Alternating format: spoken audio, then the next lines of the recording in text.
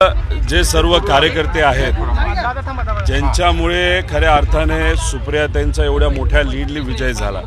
एक तर पवार साहेबांचा विचार, त्यांचं कार्य तर मोठं आहेच। सुप्रियाताईंनी सुद्धा गेल्या 3-4 वर्षामध्ये लोकांमध्ये जो संपर्क आहे तो चांगला ठेवला होता, कामं केली। पण कुठलंही इलेक्शन लढत असताना नेता महत्त्वाचा असतोच, पण नेत्याबरोबर कार्यकर्ते पण प्रामाणिक राहणं फार महत्त्वाचं असतं। आणि हा जो विजय आहे तो जर कोणामुळे खऱ्या अर्थाने एवढा जबरदस्त झाला असेल तर हे सर्व जे सामान्य कार्यकर्ते त्यांच्यामुळे, आणि पूर्णपणे क्रेडिट या कार्यकर्त्यांना, पदाधिकाऱ्यांना आणि मतदारांना जातं। त्यामुळे आपल्या माध्यमातून पुनश्च एकदा या सर्वांचंच मनापासून आभार। करारा जबाब दिलाय बारामतीच्या मतदारांनी। आपण बघितलंय न भूतो न भविष्यते असं 1,53,000चं लीड दिलेलं आपण बघितलं। मोदीला मतं मागितली म्हणून हा प्रकार झाला। एक तुम्ही समजून घ्या की या भागामध्ये आणि महाराष्ट्रामध्ये विचार फार महत्त्वाचा असतो। इथं असणाऱ्या जनतेने आजपर्यंत पुरोगामी विचार, शिवशाहू फुले आंबेडकरांचा विचार, संतांचा विचार हा जपलेला आहे। आणि अचानकच तुम्ही पक्ष सोडून जर एखाद्या चुकीच्या विचाराबरोबर जात असाल तर लोक तुमच्याबरोबर कशी जाणार? लोकांना विचार महत्त्वाचे आहेत, कारण काय आत्ताच्या पिढीला पुढच्या पिढीला काहीतरी संदेश द्यायचा असतो। त्यामुळे इथं असणाऱ्या जनतेने एक संदेश दिलाय की स्वार्थासाठी आपण इकडे तिकडे जाऊन चालत नाही, विचार हे टिकावे लागतात। त्यामुळे इथं जो विजय झालाय तो विचाराचा झालाय, आणि तो कुणी केला असेल तर इथं असणाऱ्या मतदारांनी। भाजपचा देखील पराभव झालेला आपण 100% भाजपले कुटुंब फोडलं, त्यांनी पार्टी फोडली, खालच्या लेवलला राजकारण नेलं, आणि ह्या सगळ्या गोष्टीला योग्य असं उत्तर आणि करारा जबाब जर कोणाला दिला असेल तो 100% भाजपला इथं असणाऱ्या जनतेने आणि कार्यकर्त्यांनी दिला। असं म्हटले की मी कमी पडलो हे एक कारण, आणि दुसरं म्हणजे की चंद्रकांत पाटलांनी जे विधान साहेबांच्या बाबतीत केलं होतं की मला बारामतीत पवारांचा पराभव करायचा आहे, या दोन विधानांमुळे, या विधानामुळे आणि मी कमी पडलो, तर याच्याकडे तुम्ही कसं बघता? एक आहे जे काही भाजपने बोलून दाखवलं, नाही तर चंद्रकांत दादांनी बोलून दाखवलं, तर त्याचा एक तो भाग होताच। पण महत्त्वाचं आहे काय, याच्या मागे भाजप आहे, भाजपची रणनीती आहे हे लोकांना नक्कीच कळालं होतं। त्यामुळे एका नेत्यामुळे नाही, पूर्णपणे आपण जेव्हा विचार बदलतो तेव्हा लोक आपल्याला सोडून जातात, हे कुठेतरी या इलेक्शनमध्ये सिद्ध झालं असं आपल्याला म्हणावं लागेल। काल तुम्ही एक ट्विट केलं होतं की काही लोक म्हणजे पुढच्या भविष्य काळामध्ये धोका होऊ शकतो, धोका संभवू शकतो, लपून छपून ज्यांनी भेटी घेतल्या त्यांच्याविषयी ते जरा एलॅबोरेट करा ना नेमकं काय? मी एवढंच म्हणेल की कार्यकर्ते हे लढत असतात, मतदार हे आपल्याला पाठिंबा देत असतात, सर्व नेते हे प्रामाणिक असतातच, पण ठराविक काही असे नेते असतात की त्यांना पुढं काय होईल हे माहीत नसतं, आणि मग काही लोकांना कदाचित लोकसभेच्या काळामध्ये आपला एवढा दणदणीत विजय होईल, नाही तर पक्षाचा विचाराचा दणदणीत विजय होईल असं कदाचित माहीत नसल्यामुळे रात्रीच्या वेळेस भाजप आणि मित्रपक्षाच्या काही नेत्यांना काही नेते भेटले असं आम्हाला कळालेलं आहे। नावं अजून स्पष्ट झालेली नाहीत, ते कुठल्या सीटसाठी भेटले, काय ॲडजस्टमेंट तिथं ते करत होते, पण कितीही ॲडजस्टमेंट करण्याचा प्रयत्न त्यांनी केला तरीसुद्धा लोकांनी सुंदर असं उत्तर दिलेलं आहे। मी त्या ट्विटच्या माध्यमातून एवढंच म्हणालो की कष्ट करणारे कार्यकर्ते असतात, मतदान देणारे हे नागरिक असतात, पण सोयीचं राजकारण जर कुठला नेता करत असेल तर ते खपून घेतलं जाणार नाही, घेऊ नये असं माझ्यासारख्या कार्यकर्त्याला वाटतं। आणि जर अशा काही गोष्टी झाल्या असतील, जे काही कळते झाल्यात, तर विधानसभेमध्ये अशा गोष्टी होऊ नये याची दक्षता मोठ्या नेत्यांनी घ्यावी अशी विनंती केली। पोलिसांनी परमिशन नाकारली, त्यांनी पण ट्विट केलं, त्यांनी पण असं म्हटलं की शशिकांत शिंदे आणि रोहित पवार यांना राज्य पातळीवर पक्ष संघटनेमध्ये मोठी संधी द्या। इनडायरेक्टली हे सगळं जयंत पाटील यांच्याकडेच रोष जातं असं नाही? तसं नाही आहे। एक तुम्ही समजून घ्या, आपली जी पार्टी आदरणीय पवार साहेबांच्या मार्गदर्शनाखाली चालतीये तिथं महाराष्ट्रामध्ये यश मिळणारच आहे, पण महाराष्ट्राबरोबर इतर राज्यामध्ये सुद्धा आपल्याला यश मिळावं अशी भावना विकास लवांडेंची होती। त्यांच्याशी संपर्क साधल्यानंतर कुठेतरी कळालं, आणि मग त्याच्यासाठी मोठे नेते जे अनुभवी आहेत महाराष्ट्रातले, अशा मोठ्या नेत्यांना अवघड परिसरातली जबाबदारी तिथं देऊन तिथं आपला पक्ष वाढावा, आणि महाराष्ट्र सुद्धा हा केंद्रात जी आपल्या कार्यकारिणी असेल त्याच्या अंडरच आपला महाराष्ट्र तिथे येतो असं त्यांचं मत होतं आणि मग नवीन काही चेहऱ्यांना जबाबदारी द्यावी. आणि माझं व्यक्तिगत मला जर तुम्ही विचारलं प्रदेश वगैरे याच्यात काही मी इच्छुक नाही, पण नक्कीच जबाबदारी घेण्यामध्ये मी इच्छुक आहे. कारण का अनेक कार्यकर्ते पदाधिकारी हे भेटत असतात, अपेक्षा घेऊन भेटत असतात.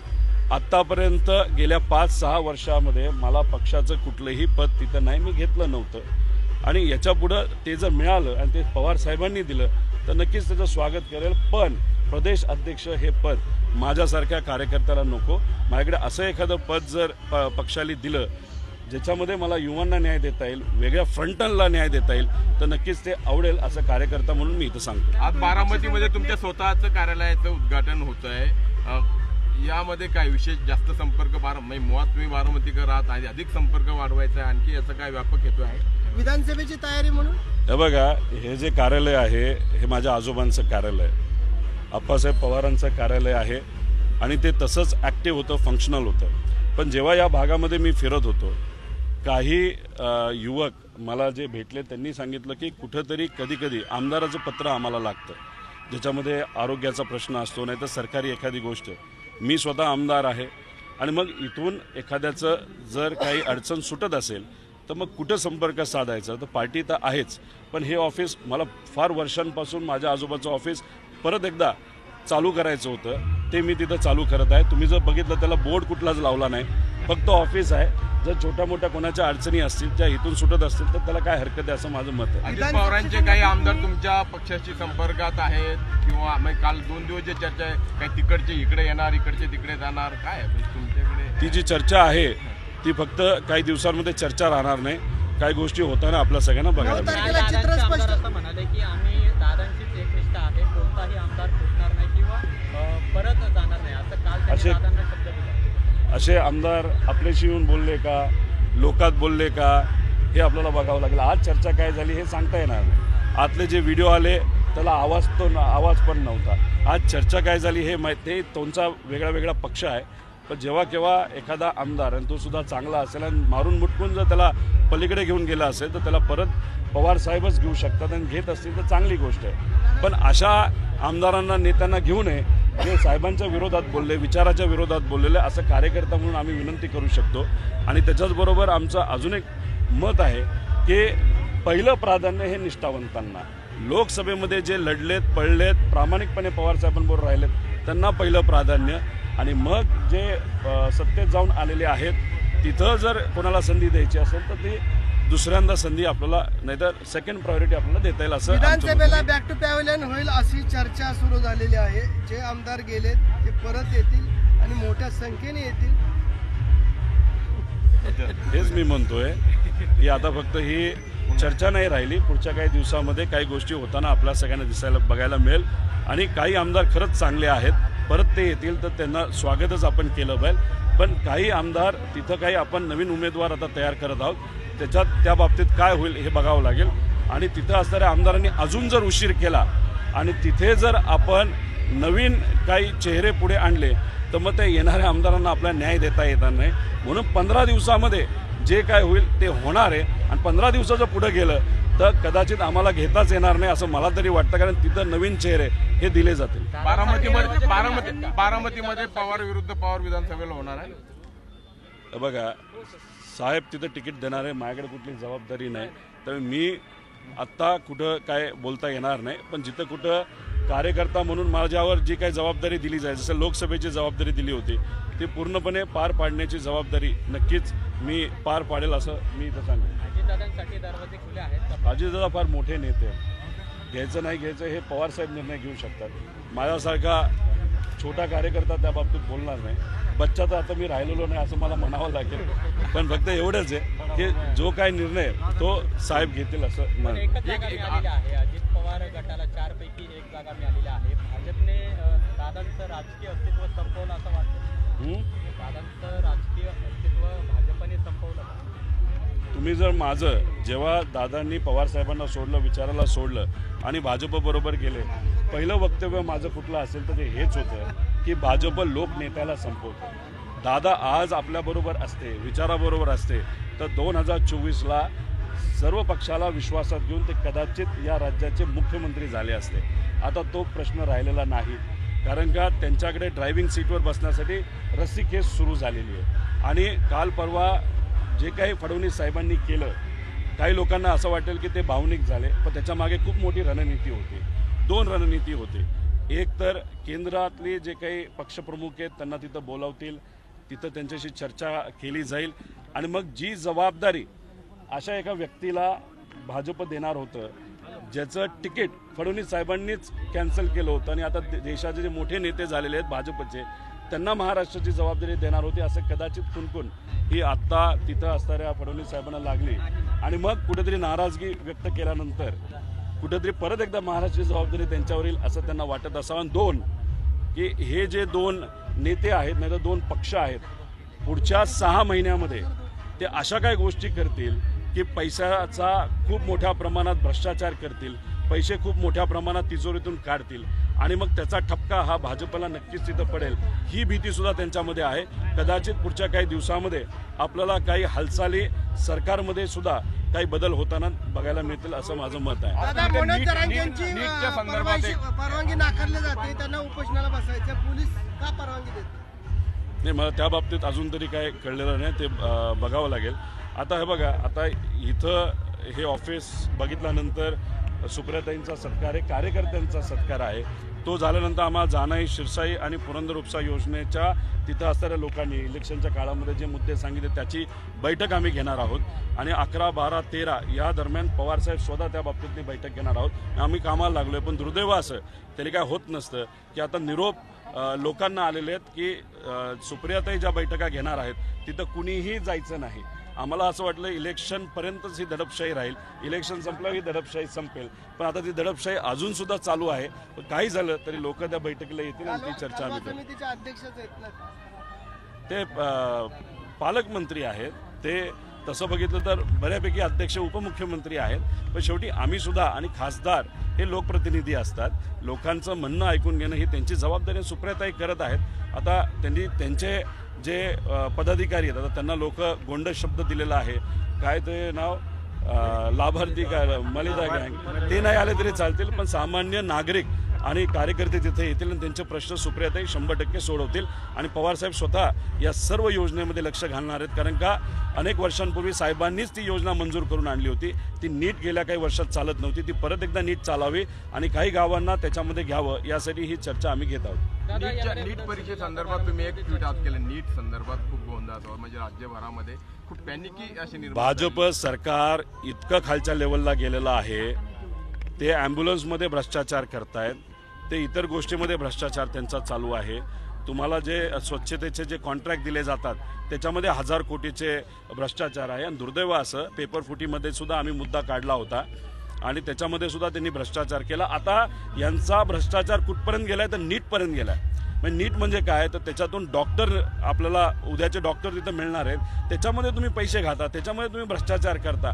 म्हणजे तुमची मिसाल कुठपर्यंत गेली तर युवांच्या भवितव्यापर्यंत गेलेले. आम्ही त्याचा निषेध करतो आणि पुढच्या काही दिवसामध्ये जर त्याच्यावर काय नाही झालं तर आम्ही मोठं आंदोलन तिथं उभं करू. आपके कल के ट्वीट पर एक हिंदी बाईट है, आपने जो कल ट्वीट किया है कि कुछ लोग संपर्क में थे, छुपा छुपी करके दूसरों से विरोधियों से मिलते थे. नहीं, हमारा कहना यही है, कोई भी इलेक्शन जब लड़ते हैं तो जो प्रमुख नेता होते हैं, जैसे हमारे पवार साहब है, उद्धव ठाकरे साहब है, कांग्रेस के नेता है, वो तो परिश्रम करते हैं, पदाधिकारी परिश्रम करते हैं, कार्यकर्ता करते हैं और सबसे इम्पोर्टेंट नागरिक जो होते हैं या मतदार वो हमको सपोर्ट करते हैं. लेकिन कभी कभार ऐसे भी कुछ लोग होते हैं जो रात के अंधेरे में जो सत्ता में है उनसे बात करते हैं और कुछ सीट के सेटलमेंट करने का प्रयास करते हैं. लोकसभा में ऐसा प्रयास हुआ था, ऐसी चर्चा है. अगर वैसा सब कष्ट करते हैं लेकिन नेता सिर्फ खुद की सोचता है तो ये गलत चीज़ है. अभी लोगों ने वहाँ पे जिस तरीके का उनका प्लानिंग था वैसे कुछ नहीं किया. लोगों ने हमारे महाविकास आघाड़ी सबसे ज़्यादा खासदार चुन के दिए, लेकिन इम्पोर्टेंट क्या है कि आने वाले विधानसभा में ऐसी चीज़ न हो, इसके लिए ये जो प्रमुख नेता है वो ध्यान देना चाहिए, ऐसा हम सबका कहना है. क्या आपका रुख सीधे तौर पे जयंत पाटिल के संदर्भ में, क्योंकि उनकी काफ़ी चर्चा चल रही थी? देखो, नाम हमारे पास नहीं आया. जयंत पाटिल साहब बहुत बड़े नेता हैं, बहुत अनुभव है और ऐसी चीज़ वो नहीं करेंगे. लेकिन जो संदेश हमको आया वो आगे जाके नाम भी आगे आएंगे और ऐसे जो जिन्होंने ये गलत किया है उनके पेट में अभी दुखना चालू हो गया होगा। जो लोग छोड़ के गए उनका कमबैक क्या शुरू होने वाला है आपके पास क्या जानकारी? उनको सिर्फ 15 दिन होंगे, क्योंकि 15 दिन में अगर कुछ नहीं हुआ उनके साइड से, क्योंकि बहुत जन संपर्क में, तो उसके बाद वहाँ पे हम नए चेहरे देना चालू करेंगे। तिकडे निलेश लंके यांच्या पियेला सुद्धा मारहाण झालेली आहे। गुंडागर्दी आहे, सरळ सरळ गुंडागर्दी आहे, आणि ही गुंडागर्दी कुठेतरी थांबली पाहिजे। आता वेल्ह्यामध्ये जिथं मावळचे काही आमदार आहेत, त्या आमदारांचे काही कार्यकर्ते तिथे पैसे वाटत होते। आता पैसा ज्यांनी शोधला, ज्यांनी या पैसे वाटणाऱ्यावर कारवाई करा अशा कार्यकर्त्यांनी जिथं सांगितलं त्यांच्यावरच आता पोलीस प्रेशर आणते।